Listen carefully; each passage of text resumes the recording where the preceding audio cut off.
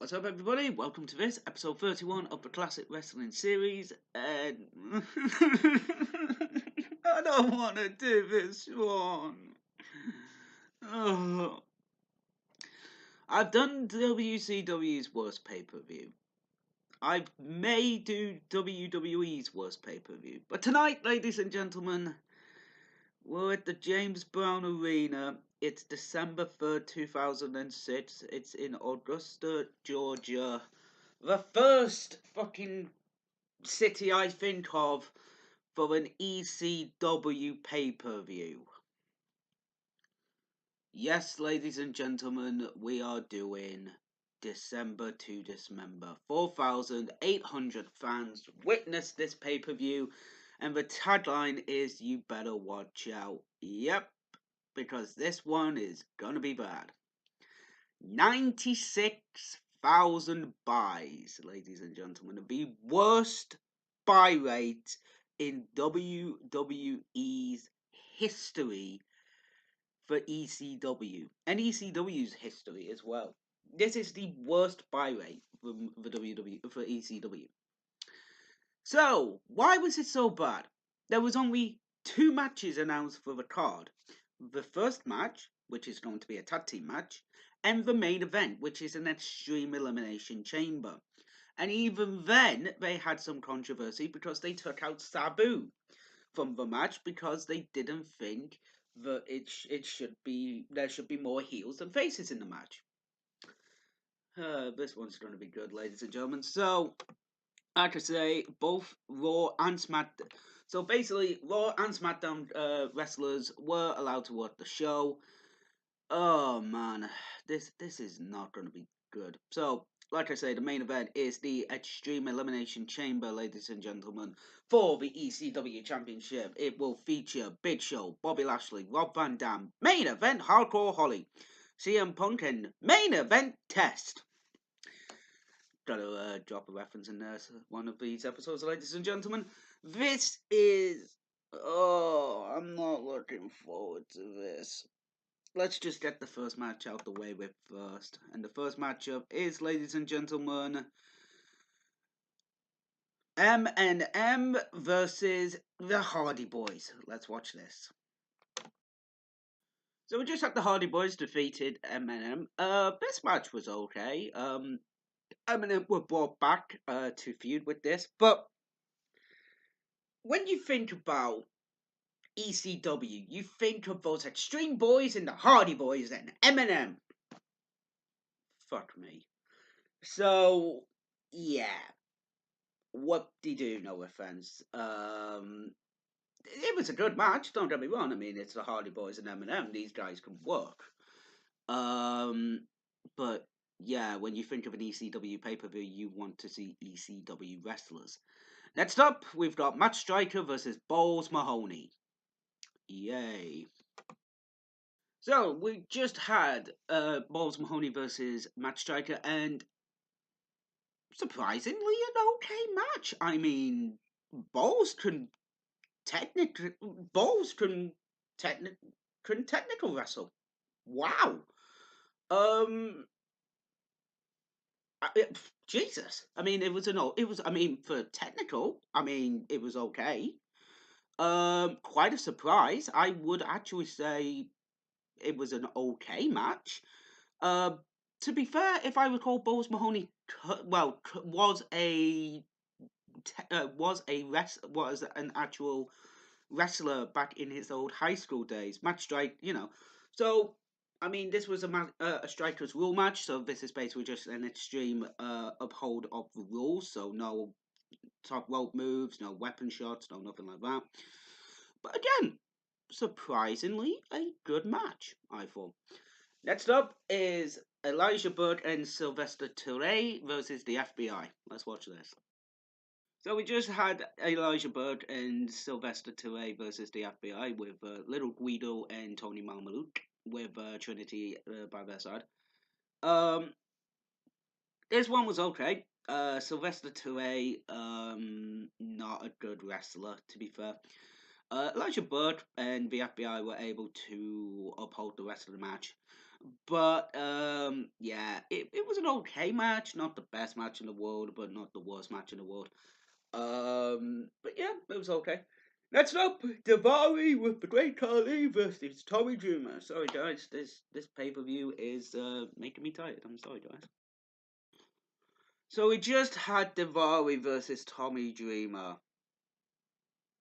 What? Why have Davari? Davari's from I think at this time he was on Raw. Why have him face Tommy Dreamer? That makes no sense. Tommy Dreamer's a legend. Why not have him face the Sandman or somebody? Or why not just have him face Sabu in a ECW Legends Extreme Rules match? I mean, that would be a bit better.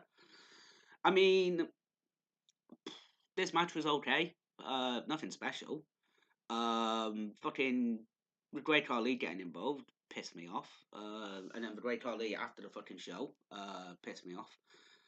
After the match. But yeah, this match was just a match. Nothing more, nothing less. Next up, we've got Ariel and Kevin Thorne versus Kelly and Mike Knox. Yay, I do. This one's gonna be good. So we just had the mixed tag team match, and this was okay. It wasn't the best match in the world, but it was okay. For a palate cleanser before the main event, it was okay. Should it be the semi-main? Fuck no. I think Balls Mahoney versus Matt Striker should be the main. Should have been semi-main and have this open and have this after the tag team match, or have this open the show. To be fair, Kevin Thorne was okay. Mike Knotts was decent. Ariel and Kelly were okay as well, but it was just bad. The match was decent, but it was just meh. It wasn't good. I thought. Nobody really clicked in the match, and Mike Knotts left after like 10 minutes, after 5 or 6 minutes. So meh. Next up, guys, it's the Extreme Elimination Chamber. So let's talk about this one. So basically, Bobby Lashley is going into this match. Basically, there was a lot of controversy around this because they wanted Paul Heyman wanted CM Punk to win the match and become the new ECW champion. Vince nixed it. Vince McMahon nixed the idea and wanted Bobby Lashley to win the match. Bearing in mind we are in Georgia, so really this isn't a good idea for a ECW show to be held in Georgia because again, when you think of the when you think of ECW, where's the first thing you think of? You think of Philadelphia. You think of New York. You think of you think of areas that ECW ran shows in. Hell, you think of the ECW arena in Philadelphia. So this is where everything went downhill pretty fast. Originally, it was going to be Sabu in the match. So originally, it was going to be Bobby Lashley, Big Show, CM Punk, Sabu, Rob Van Dam, and Test. But they wanted a more heel dynamic because Bobby Lashley, CM Punk, Rob Van Dam, and Sabu were all faces. So they wanted a heel versus face dynamic, i.e., 3-on-3. So let's just watch this match and just see what happens. So CM Punk is the first one eliminated. Why? So Hardcore Holly comes out, but Hardcore Holly and Rob Van Dam starts the match off. Punk enters first with a steel chair, and who eliminates him but Rob Van Dam after a 5-star frog splash. That just pissed the fans off. That pisses the fans off, and yeah, this is really going to be good. After about, I think it was about 12 minutes, but it was okay, it was an okay, but it was just like, what the fuck? Jesus Christ, a stupid move. Okay, next up, let's see who wins. And now the same thing happened again. The second person eliminated is Hardcore Holly, but he's been eliminated by Test after a big running boot. Why? That makes no fucking sense. Why have Punk be eliminated by Rob Van Dam and then have Hardcore Holly be eliminated by Test? It makes no fucking sense. Oh, Jesus fucking Christ. Oh, let's just get this one over with. Okay, now this one makes sense. RVD is the third man eliminated after Test basically dropped a diving elbow drop onto a steel chair from the top of a pod. Okay, this one made sense, but it knocked out Rob Van Dam. I think it gave him a concussion. This one made sense. But not having two faces pin, not having a face pin a face and a heel pin a heel, it makes no fucking sense. Um, the crowd now are pissed off because they know who's gonna win this one. Um, they're not gonna be happy with this one, to be honest with you, ladies and gentlemen. So we'll see what happens. So Test is the next man eliminated by Bobby Lashley. So Test had a crowbar, not the wrestler, an actual crowbar, because there's a weapon in each. There's a weapon in each pod. So basically, Bobby Lashley hit a spear on Test to eliminate him. Okay, let's just do this. And finally, Big Show has been eliminated by Bobby Lashley. Big Show had the the barbed wire baseball bat in his pod. He enters last. He was pinned after a spear. Bobby Lashley had a table. Don't get to use it because basically Paul Heyman's foot stopped him from entering. He uses the table to bash the top of the cell out, climb up, and then gets out. The fans boo this decision. And to be fair, I am right there with them. I don't mind Bobby Lashley. But having Punk eliminated first, then having RVD eliminated makes no sense. If you had, say, Punk and RVD in the final, as the final three, in the final four, so you somehow have them eliminate Hardcore Holly and Test first, then you have them gang up against the Big Show. Big Show pins, Big Show pins CM Punk and then pins RVD and then Bobby Lashley hits the spear. Then it makes a bit more sense. But this fucking show.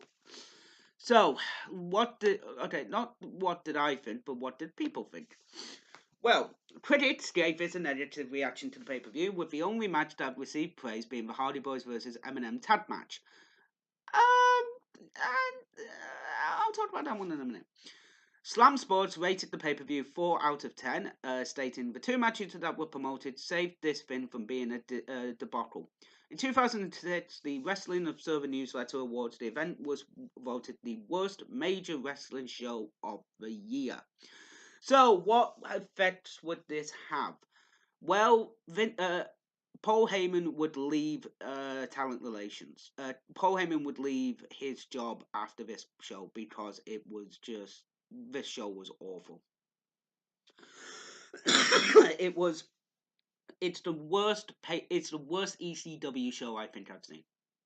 But what did I actually think of the show? It's not the worst show I've seen. It's not. Granted, it's not the worst. Is it the worst ECW show I've seen? Oh, fuck yes. But do I think the show gets a lot of negative reactions for it being a negative show? Yeah, I mean, yeah, I get it. I get why people hate the show. But you know what? Balls Mahoney versus Matt Striker is actually quite good.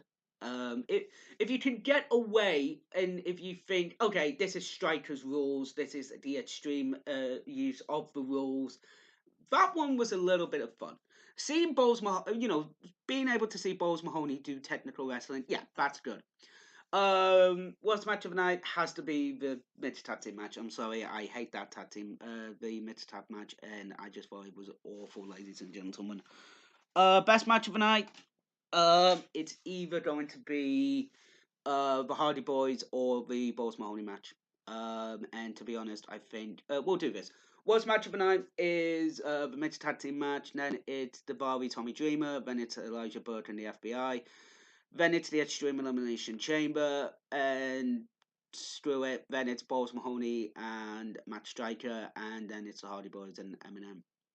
This show.